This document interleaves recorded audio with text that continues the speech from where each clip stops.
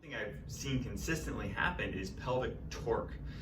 Now these can exist because of old ankle injuries, knee injuries, hip injuries, surgeries in those areas. Our pelvis will twist or torque because we have a pattern or a compensation that occurs. Now what we're looking at is the front bone of the hip, and if they're level or not. You can use a mirror or some sort of other leveling device to see if they're even straight across.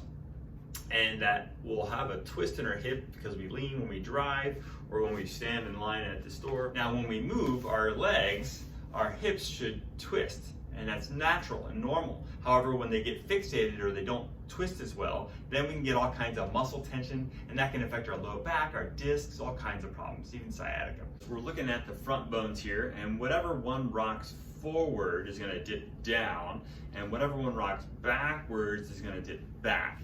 So what we use is the pelvic blocks here, a little wedge. We block the front bone here, and we block the thigh here to push this hip forward and to pull this hip backwards. And when you lay on that, it's going to untwist those hips. Block that front on the right underneath that bone, and on the left side, we're going to hit that hip.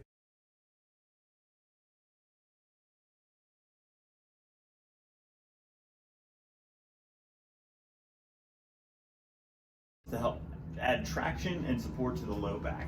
So you put the pelvic blocks underneath you, underneath your butt, and you want to have it so your tailbone is kind of off the edge of the block there, and you can raise your legs up. That'll flatten out this back, and you should feel a nice stretch and a traction to your pelvis.